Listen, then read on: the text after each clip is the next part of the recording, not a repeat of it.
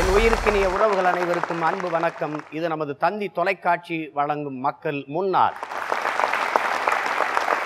நமது மண்ணும் மக்களும் நாள்தோறும் சந்திக்கின்ற எண்ணற்ற சிக்கல்களை பற்றி இங்கே அலசுவோம், ஆராய்வோம். தெளிவும் முடிவும் மக்கள் முன்னால். இது எல்லோரும் போற்றும் நிகழ்ச்சி மட்டுமல்ல, எல்லாவற்றையும் மாற்றும் எளிய மக்களின் புரட்சி. சொல்வதை தெளிந்து சொல்வோம், செய்வதை துணிந்து செய்வோம். மக்கள் முன்னால். எனது அன்பு உறவுகளே, இன்றைய விவாதத்தில் நாம் இன்றைக்கு எதிர்கொண்டிருக்கிற குடிநீர் தட்டுப்பாட்டை பற்றி விவாதிக்க இருக்கிறோம். இங்கே திட்டமிட்டு இந்த தண்ணீர் தட்டுப்பாடு உருவாக்கப்படுகிறதா அல்லது இயற்கையிலேயே உருவாகி இருக்கிறதா என்று நாம் விவாதிக்க இருக்கிறோம். உலகத்தில் இன்று மிகப்பெரிய அறிஞர்களும் ஆர்வலர்களும் சொல்கிறார்கள், 3வது உலக யுத்தம் இந்த தண்ணீரை மையப்படுத்தி தான் நடக்க இருக்கிறது என்று. அவ்வளவு பேராபத்தை எதிர்நோக்கி நிற்கிற இந்த தண்ணீர் பிரச்சனையை பற்றி விவாதிப்போம். அதற்கு முன்பு இந்த காணொலியை காண்போம்.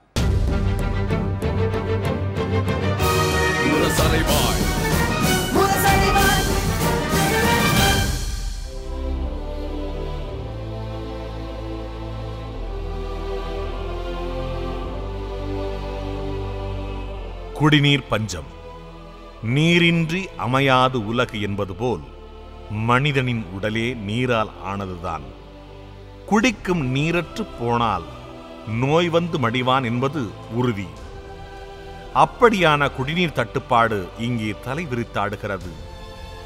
3ஆம் உலகப் போர் என்று தொடங்குமேயானால் அது நாட்டை பிடிக்கும் போட்டியோ வணிகத்தை பெருக்கும் போட்டியோ அல்ல, குடிதண்ணீருக்காக போட்டியாக இருக்கும் என்று எச்சரிக்கிறார் ஐக்கிய நாடுகள் சபையின் முன்னாள் பொதுச் செயலாளர் புரோட்டோஸ். தொழிற்சாலைகள் பெருகியிருக்கிறது, மக்கள் தொகையும் பெருகியிருக்கிறது. அதற்கேற்ற தண்ணீர் வசதி பெருகியிருக்கிறதா என்றால் இல்லை.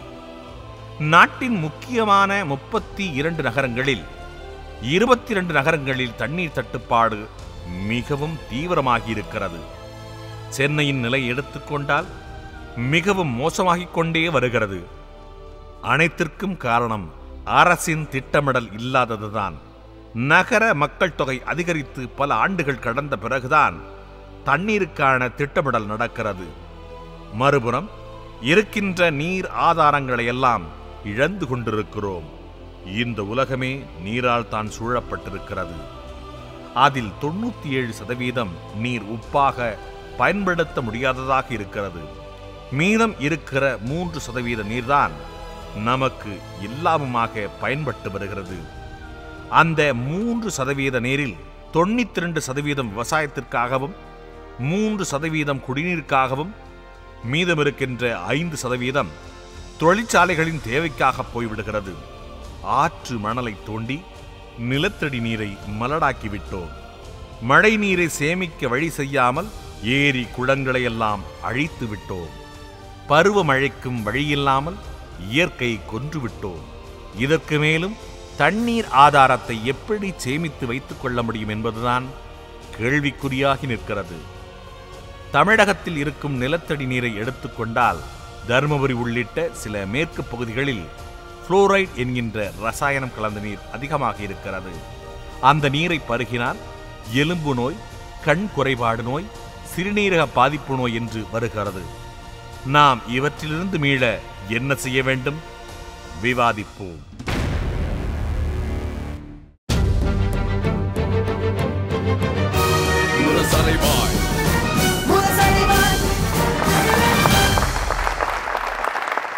அரங்கத்திற்கு வந்து தங்களின் மேலான கருத்துக்களை பதிவு செய்ய வந்திருக்கிற பெருமக்கள், பெருமதிப்பிற்குரிய ஐயா சவுந்தரராஜன் அவர்கள், இந்திய மார்க்சிஸ்ட் கம்யூனிஸ்ட் கட்சியினுடைய சட்டமன்ற உறுப்பினர்.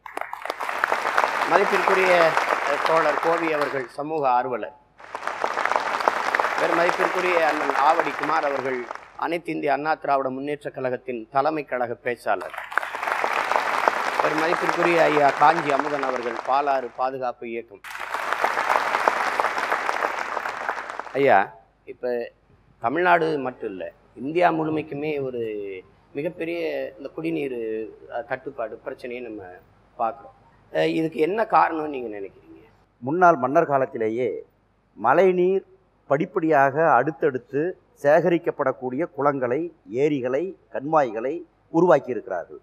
இவ்வளவு வலுவான ஒரு நீர்ப்பாசன திட்டம், அதே மாதிரி நீர் தேக்க திட்டங்கள் வேறு நாடுகளில் இருக்கிறதா என்பது சந்தேகம்தான்.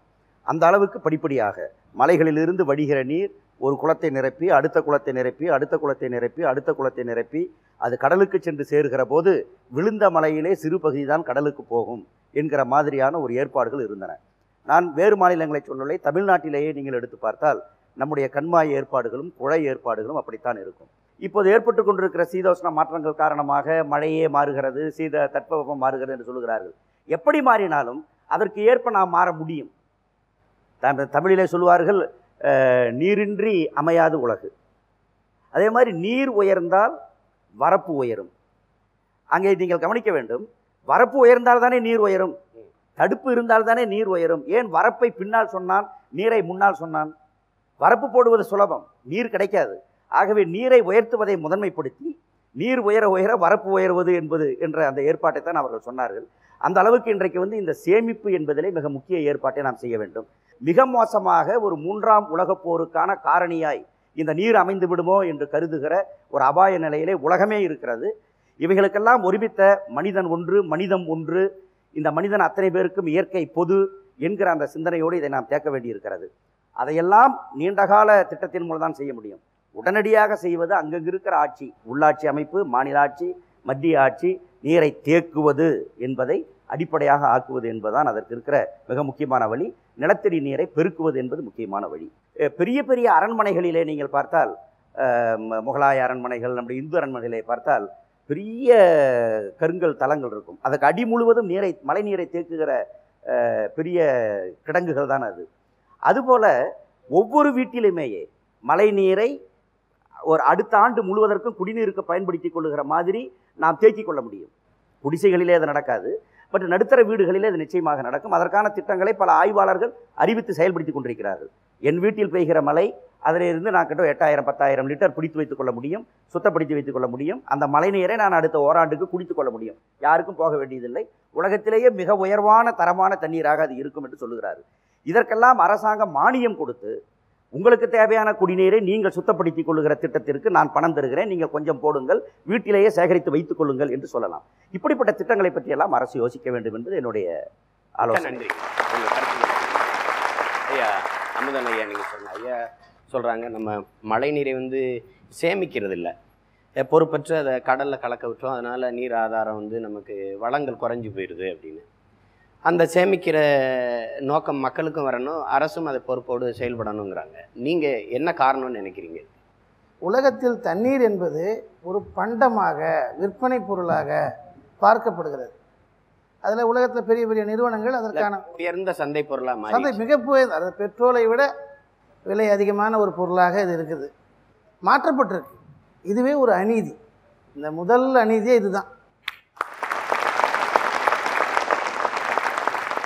இந்த உலகத்தில் உருவான அத்தனை உயிர்களுக்கும் தண்ணீர் என்பது பொதுவானது, எல்லா உயிருக்கும். இப்போ மனிதனை மட்டுமே மையப்படுத்தி உலகத்திலே தண்ணீரை பார்க்கிற ஒரு போக்கு உலக அமைப்பே செய்யுது. ஐநா போன்ற அமைப்புகளே செய்கிறான். குறிப்பாக மேற்குலக நாடுகள் என்று சொல்லக்கூடிய பனிப்பகுதி வாழக்கூடிய நாடுகளுக்கு பாருங்கள், ஐரோப்பிய நாடுகள், இன்னும் வடக்கில் இருக்கக்கூடிய நாடுகள், வடக்கில் இருக்கிற நாடுகள் தெற்கில் இருக்கிற அனைத்து நாடுகளையும் பலி கொள்கின்றன. குறிப்பாக ஐரோப்பா நாட்டில் இருக்கக்கூடிய சூயஸ் என்கிற ஒரு நிறுவனம், லியா என்று சொல்லக்கூடிய ஒரு நிறுவனம், அதே போல் அமெரிக்காவுடைய பல்வேறு இப்போ பெல்டெக் போன்ற நிறுவனங்கள் எல்லாம் இன்றைக்கு உலகம் முழுவதும் தண்ணீரை விற்க வேண்டும், தண்ணீரை மக்கள் வாங்கி குடிக்க வேண்டும். வாங்கி குடிப்பதற்கு எங்கெல்லாம் மக்களுக்கு தகுதி இருக்கிறதோ அங்கே போய் தண்ணீரை விற்பனை செய் என்பதற்கு துணையாக ஆட்சியாளர்கள் இருப்பது தாங்க முதல் காரணம். அது இந்த கட்சியா அந்த கட்சியா, இந்த ஆட்சியா அந்த ஆட்சியா என்பதல்ல. உலகம் முழுவதும், இது ஒரு நாட்டு பிரச்சனையாக இன்றைக்கு இல்லை, உலகம் முழுவதும் தண்ணீரை விற்க வேண்டும் என்று துடிதுடிக்கக்கூடிய சக்திகள் தான் இன்றைக்கு பெரிய அளவில் இருக்கிறது. அப்போது தண்ணீர் என்பது ஒரு பக்கம் உலக அளவில் விற்பனை பொருளாக மாறுது, இன்னொரு பக்கம் அது சாக்கடை தண்ணியாக போயிட்டுருக்குது. இருக்கிற நிலத்தடி நீர் உறிஞ்சப்பட்டு எதிர்காலத்தில் மனிதன் காசுக்கிறவன் காசு தண்ணி வாங்கி குடிச்சிக்கலாங்க, காசு இல்லாதவன் எங்கே போவான்? நல்ல தண்ணி குடிக்கலன்னு வச்சுங்க, கடுமையான நோய்கள், சொறி, சிரங்கு, கால்ரா, அம்மை, அப்புறம் முடக்குவாதம், அப்புறம் இன்னும் பல்வகையான கொடிய நோய்கள் வருவதற்கான வாய்ப்புகள் இருக்குது. அப்போது தூய்மையான தண்ணீரை அரசு தான் மக்களுக்கு வழங்கணுமே தவிர தனியாருக்கு பொறுப்பேற்பது தனியார் விநியோகம் தான் பண்ணுவான். அதை உற்பத்தி செய்து பாதுகாக்கிற பொறுப்பு அவனுக்கு இருக்காது. அப்போ பாதுகாப்புற பொறுப்பு அரசுக்கு இருக்கணும். அப்படிப்பட்ட அரசுகள் நமக்கு இருக்கிறதா, இது குறித்து விவாதிக்கிறார்களா என்று பார்த்தால் விவாதிக்கவில்லை என்பது தான் நடைமுறை உண்மையாக இருக்குது. ஆவடி குமாரண்ணா, நீங்கள் சொல்லுங்கள். இப்போ ஐயா சொல்கிறாங்க தூய்மையான குடிநீரை வழங்க வேண்டிய பொறுப்பு அரசினுடைய கடமை. ஆனால் தனியார் பெரும் முதலாளிகளுக்கு விற்பனைக்கு அனுமதிச்சதுனால அந்த தண்ணீர் சுகாதாரமானதா சுத்திகரிக்கப்பட்டதான்னு தெரியல. அவர் சொல்கிறது போல் எங்கிருந்து எடுத்துக்கிட்டு வராங்க, அவங்களுக்கு இந்த தண்ணீர் எப்படி கிடைக்குது, இதெல்லாம் சிந்திக்க வேண்டியது இருக்குது. இப்போ இதை நீங்கள் எப்படி பார்க்குறீங்க? அதாவது தண்ணீரை, சுத்தமான தண்ணீர் மக்களுக்கு கிடைக்க வேண்டும், அதை கிடைக்க செய்ய வேண்டிய கடமை அரசுக்கு உண்டு, அதை கண்காணிக்க வேண்டிய பொறுப்பும் அரசுக்கு உண்டு என்பதில் எனக்கு மாற்று கருத்து இல்லை. ஆனால் இன்றைக்கு ஒரு மாநில அரசாங்கம் இந்த தண்ணி விற்பனையை தடை செய்கின்ற அளவுக்கு இன்றைக்கு நம்முடைய சட்டத்தில் வழிவகை இல்லை. ஒரு மாநில அரசாங்கம் இன்றைக்கு தன்னுடைய நிர்வாகங்கள் வழியாகவும் தமிழ்நாடு குடிநீர் வடிகால் வாரியம், சென்னை பெருநகர குடிநீர் வடிகால் வாரியம், கழிவுநீர் அகற்று வாரியம் போன்ற அமைப்புகள் மூலமாக தரமான தண்ணீரை உற்பத்தி செய்வதற்கும் அதை கொண்டு போய் விநியோகிப்பதற்கும் மக்களுக்கு தேவையான குடிநீர் கிடைப்பதற்கும் இன்றைக்கு பணியாற்றி கொண்டிருக்கின்றன. ஆனால் இன்றைக்கு தமிழ்நாட்டை பொறுத்தளவில் இன்றைக்கு தமிழ்நாடு இயற்கையாகவே நீர் கிடைக்காத மாநிலமாக மாறிக்கொண்டிருக்கிறது. இன்றைக்கு அதுக்கு காரணம் என்ன? இன்றைக்கு தமிழ்நாட்டை பொறுத்தளவில் இன்றைக்கு நம்மை சுற்றி இருக்கின்ற மாநிலங்களில் இருந்து இயற்கையாக கிடைத்து கொண்டிருந்த நீர் நமக்கு பெரும்பகுதி பயன்பட்டு கொண்டிருந்தது. இன்றைக்கு அந்த மாநிலங்கள் இன்றைக்கு அதை தடைப்படுத்துகின்ற முயற்சியில், அவர்கள் தேவைக்கு பயன்படுத்துகின்ற முயற்சியில் ஈடுபட்டதனுடைய விளைவு நம்முடைய ஆற்றுப்படுகைகள் இன்றைக்கு வறண்டு கிடக்கின்ற அவல நிலை வந்திருக்கிறது. இன்றைக்கு நதிகள் என்ற நிலையிலிருந்து மாற்றி கழிவுநீர் கால்வாய்களாக மாற்றி இருக்கிறோம். இப்படி இந்த கழிவுநீர் கால்வாய்களாக இருக்கின்ற சூழ்நிலையில் இயற்கையாக கிடைக்கின்ற நீரும் அந்த கழிவுநீரில் சேருகின்ற பொழுது அது கழிவுநீராக மாறுகிறதே ஒழிய அதனுடைய விளைவாக நம்முடைய நிலத்தடி நீர் மாறுபடுகிறதே ஒழிய நம்முடைய மாசுபடுகிறது. இன்றைக்கு நம்முடைய நிலத்தடி நீர் இன்றைக்கு பெரும்பகுதி கடலை சார்ந்திருக்கின்ற பகுதிகளில் கடல் நீரால் உப்புத்தன்மை பெற்றாலும் மற்ற பகுதிகளில் கழிவு நீரால் இன்றைக்கு மலட்டுத்தன்மையும் கழிவுத்தன்மையும் இன்றைக்கு நம்முடைய நிலங்களை ஆக்கிரமித்துக் கொண்டிருக்கின்ற இந்த சூழ்நிலையில் இதையெல்லாம் எதிர்த்து போராட வேண்டிய நிலை தமிழ்நாட்டில் மக்களுக்கும் அரசுக்கும் வந்திருக்கிறது. அதனால்தான் இன்றைக்கு நம்முடைய நிலத்தடி நீர் என்பது அதல பாதாளத்திற்கு போயிருக்கின்ற சூழ்நிலையிலும் வேறு வழியே இல்லாத சூழ்நிலையில் அதை எடுத்து பயன்படுத்த வேண்டிய நிர்பந்தத்திற்கு ஆளாக்கப்பட்டிருக்கிறோம். அந்த வகையில் இன்றைக்கு தமிழ்நாட்டை பொறுத்தளவில் இன்றைக்கு இதற்கு ஒரே மாற்று தீர்வாக அனைத்து இந்திய அண்ணா திராவிட முன்னேற்ற கழகம் நினைப்பது, இன்றைக்கு தமிழ்நாட்டில் தண்ணீர் தட்டுப்பாடு, தமிழ்நாடு மாநிலம் இயற்கையாகவே தண்ணீர் இல்லாத மாநிலமாக இன்றைக்கு மாறிக்கொண்டிருக்கிறது. ஆனால் இதே நேரத்தில் வட மாநிலங்களில் இருக்கின்ற துங்கபத்ரா, கங்கை போன்ற நதி, கிருஷ்ணா போன்ற நதிகளிலிருந்து வெள்ளம் பெருக்கெடுத்து வெள்ளம் மக்களை பாதிக்கின்ற அச்சுறுத்துகின்ற ஒரு சூழ்நிலை தொடர்ந்து கொண்டிருக்கிறது. இந்தியா ஒன்றுபட்ட நாடு என்று நாம் பேசிக் கொண்டிருக்கிறோம். ஆனால் ஒரு வடமாநிலங்களில் வெள்ளப்பெருக்கெடுத்து ஓடுவதும், தென் மாநிலத்தில் குறிப்பாக தமிழ்நாட்டில் தண்ணீருக்காக இன்றைக்கு போராடுவதும் ஒரு அவல நிலை இருக்கிறது. இதை மாற்றுகின்ற வகையில் அந்த நதிகளை இணைத்து வடக்கே கிடைக்கின்ற நீர் தெற்கிலும் பயன்படுகின்ற வகையில் ஒரு மாற்றத்தை உருவாக்குகின்ற ஒரு செயல் திட்டத்தை உருவாக்கி நதிகளை இணைக்கின்ற பொழுது ஓரளவுக்கு இந்த பிரச்சனையை தீர்வு காண முடியும். இதை தவிர மற்ற வழிகளில் இன்றைய சூழ்நிலையில் தமிழ்நாடு வேறு வழியை யோசிப்பதற்குரிய வாய்ப்பு இருப்பதாக எனக்கு தெரியவில்லை. நன்றி. உண்மையாகவே இப்போ தண்ணி நெருக்கடிக்குள்ளான பிரச்சனையா இல்லை பொய்யான பிரச்சனையா? உண்மையான பிரச்சனையாக இருந்தால் இந்த அரசும் இந்த மக்களும் அதை எப்படி எதிர்கொள்ளணும் அப்படின்றதுக்கான ஒரு செயல் வடிவத்துக்கு வரணும். பொய்யான பிரச்சனையாக இருந்தாக்கா அதுக்குள்ளே இருக்கிற வணிக சூழ்ச்சிகளை கண்டறிந்து அதற்கான ஒரு அறிவை பெறணும். இப்படியான சூழ்நிலையில் இன்றைக்கி மொத்த மனித சமூகமே தண்ணீர் பிரச்சனையை நோக்கி இருக்குது அப்படின்னு நான் நினைக்கிறேன். உணவு நெருக்கடியில் தண்ணீர் பிரச்சனை என்பது முதன்மையான நெருக்கடியாக இருக்கிறது. இப்போ ஒரு உணவுப் பொருள் இருக்குது அப்படின்னாக்கா அதுக்கு மாற்று உணவுப் பொருள் இருக்குது சாப்பிடணும்னா. ஆனால் தண்ணிக்கு மாற்று உணவு கிடையாது. தண்ணிக்கு தேவையான ஒரு விஷயம் தண்ணீர் கிட்ட மட்டும்தான் இருக்குது. தண்ணியை தாண்டி நம்ம வேறு எதுவும் எதிர்பார்க்க முடியாது. தண்ணி இல்லைன்னா ஒரு வாழ்நாள் முழுவதும் இளநீர் குடிச்சிட்டு ஒருத்தன் வாழ்ந்துட முடியாது. தண்ணீர் இல்லைன்னா இப்போ 2 நாள் கூட நீங்கள் பட்னியாக இருந்துட முடியும். இல்லை தண்ணீர் இல்லைன்னா இளநீரே இல்லையே. அப்புறம் அது அது அது அடுத்த அடுத்த நிகழ்ச்சி வரும். இல்லை இல்லை அடுத்த நிகழ்ச்சி அது அந்த கேள்வி வரும்னு எனக்கு தெரியும். நான் எதுக்கு சொல்கிறேன்னா மாற்று பொருள் இல்லை அப்படின்ற இடத்துக்கு நான் சொல்கிறேன். மாற்று இல்லை. தண்ணீரை பாட்டிலில் வாங்கி குடிப்பதற்கான ஒரு நாகரிக மன இயல்பை உருவாக்குறது. அதன் மூலமாக நம்மக்கிட்ட இருக்கிற ஒரு மிக மோசமான தண்ணீருக்கு எதிரான ஒரு போராட்ட அறிவை எழுப்பதற்கான ஒரு வேலையை செய்கிறாங்க. வாட்டர் பாட்டில் தண்ணி குடிக்கிறது இன்னைக்கு ஒரு மிகப்பெரிய அங்கீகாரமாக மாறி இருக்குது. அது ஒரு நாகரிகமாக மாறி இருக்குது. ஒரு மளிகை ஒரு சாதாரண ஒரு கடையில் போய் தண்ணி வாங்கி குடிக்கிறோம். அந்த கடையை பார்த்து குடிக்கிறதில்ல. ஒரு மார்க்கெட்டில் பஜாரை பார்த்து தான் குடிக்கிறான். அங்கே போகிற பஸ்ஸு அதை தான் பார்த்து குடிக்கிறான். அவங்க அது ஒரு அங்கீகாரமாக நினைக்கிறான். முதல்ல தண்ணி தாங்க எடுத்தால் நம்ம போய் ஒரு கடையில் வீட்டில் போய் கூச்சப்படாமல் கேட்டுருக்குறோம். இல்லைன்னா நம்மளுடைய பண்பே தான். யார் வந்தாலும் தண்ணி குடிக்கிறியாப்பான்னு கேட்பாங்க. அப்படின்னா வீட்டில் போய் தண்ணி வாங்கி குடிக்கிறது இப்போ கேவலமாக போச்சு. ஏன் ஒரு வாட்டர் பாட்டில் வாங்கிக்க அப்படின்னு பேசுகிற அளவுக்கு நம்மளுடைய இயல்பு இருக்குது. ஆனால் தண்ணீர் என்பது மிகவும் அடிப்படையான ஒரு பிரச்சனை என்பதை தண்ணீரால் மரணங்கள் அடுத்தடுத்து தொடர்ச்சியாக நிகழும்பொழுது தான் அதனுடைய விபரீதம் புரியும். ஆனால் அந்த நேரத்தில் தண்ணீரால் மயக்கம் அடைஞ்சு கீழே விடுறவனுக்கு காப்பாற்றுறதுக்கு நீங்கள் சொன்ன மாதிரி தென்னை மறையாதுன்ற மாதிரி இன்னொரு மனிதன் இருக்க மாட்டான். ஏன்னா இவனை விட்டுட்டு அவன் இந்த மரணத்தையும் தாண்டி அவனுக்கான தண்ணீரை நோக்கி அவன் போயிட்டு இருப்பான். அப்படி ஒரு விபரீதம் இங்கே இருக்குது. தண்ணீர் பிரச்சனைகளில் இங்கே பிரதானமான பிரச்சனைகளை ஒரு குறிப்பிட்ட தொழிலாளிகள் இன்றைக்கி உருவாகிருக்கிறாங்க. அது யாருன்னா பெண்கள். குடும்பங்களுக்கு தண்ணீர் சேர்க்கிற மிகப்பெரிய கடுமையான தொழிலாளிகளாக இன்றைக்கி பெண்கள் இருக்கிறாங்க. ஆண்கள் மிக குறைவு தான். ஒவ்வொரு குடும்பத்திலையும் பெண்கள் தான் தொலைதூரத்தில் போய் தண்ணி எடுத்து தராங்க. அந்த மாதிரியான ஒரு நிர்பந்தம் இங்கே இருக்குது. ஆனால் முதலாளிகள் தண்ணீரை வெறும் தாகம் தீர்க்கின்ற ஒரு சந்தை பொருளாக மட்டும் கருதுகிறார்கள்.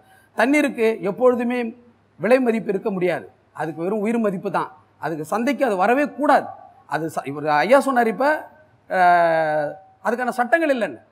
சட்டங்கள் எப்பொழுதும் கூடி முடிவு செய்கிறதில்லை. அவருடைய அவசர காலங்கள் தான் சட்டங்களை உருவாக்குகிறது. இல்லை என்றால் அவசர காலங்களே அதற்கான சட்டங்களை எடுத்து சென்றோம். அது எடுத்துகிட்டு போயிடும். சட்டங்களை அது உருவாக்கும் அப்படின்லாம் எதிர்பார்க்காது. இன்றைக்கி தண்ணீர் மிகப்பெரிய ஒரு நீதி பிரச்சனையாகவும் குற்ற பிரச்சனையாகவும் மாறி இருக்கிறது. இந்த நீதி பிரச்சனையும் குற்ற பிரச்சனையும் அரசு கவனிக்க தவறினால் இந்த தண்ணீரே சொல்கிறாங்க இல்லை 3ஆம் உலக போருக்கான ஒரு பிரச்சனையாக மாற முடியும். மார்க்ஸ் சொன்ன மாதிரி உலக தொழிலாளர்களை ஒன்று சேருங்கள் அப்படின்ற மாதிரி உலகம் முழுவதும் இருக்கிற தாகம் கொண்டவர்களே எல்லாரும் ஒன்று சேருங்கள் என்ற மாதிரி சர்வதேச முதலாளிகளுக்கு எதிராக போராட வேண்டிய ஒரு கட்டாயம் ஒன்று சேரும். அதற்கான மாற்று விரைவில் நிகழப்போகிறது அப்படின்றது தான் ஒன்று. ஆனால் இந்த நாட்டில் இருக்கிற புரட்சிகர அமைப்புகளாக இருக்கட்டும், மக்கள் இயக்கங்களாக இருக்கட்டும், அரசியல் கட்சிகளாக இருக்கட்டும், இவர்கள் யாருமே இந்த பிரச்சனைகளை எடுக்கிறதே கிடையாது. எல்லாருமே அரசியல் அதிகாரத்தை எப்படி கைப்பற்றுறது, தனக்கான அரசியல் கட்சிகளை எப்படி இந்த நாட்டுக்கு முதன்மை தலைமை பதவிகளுக்கு வர்றதை பற்றி சிந்திக்கிறார்களோ, அதுக்காக தான் இந்த மக்களை பயன்படுத்துகிறார்களோ ஒழிய மக்களுக்கு அவசியமான அடிப்படையான பொருள்களை மக்களே பெறுவதற்கான அறிவையும் அதற்கான போராட்ட யுக்தியையும் அதற்கான போராட்ட பலத்தையும் கொடுப்பதற்கான எந்த அரசியல் கட்சிகளும் கிடையாது. அதே போல் மக்கள் இயக்கங்களும் கிடையாது. மக்கள் இயக்கங்கள் இந்த மாதிரியான சுற்றுச்சூழல் பிரச்சனைகளையோ இல்லை மக்களுக்கு தேவையான அடிப்படை உணவு பிரச்சனைகளை பற்றி பேசுவதற்கான வேலைகளை செய்கிறது ஒழிய அந்த வேலைகளை கண்டறிவதற்கான நடவடிக்கைகளை செய்ய மறுக்கிறது. ஏன்னா முதல் கட்டமாக நாம் தண்ணி வாங்கி குடிக்கிறத நிறுத்திட்டோம்னாக்கா நாமளே அப்போ தண்ணிக்கு வேற என்ன அப்படின்றது நாமளே சிந்திக்க ஆரம்பிச்சிடும். இந்த வேலைகளை நம்ம முதல்ல தோங்கணும் அப்படின்னு நான் நினைக்கிறேன். நன்றி உங்கள் கருத்து.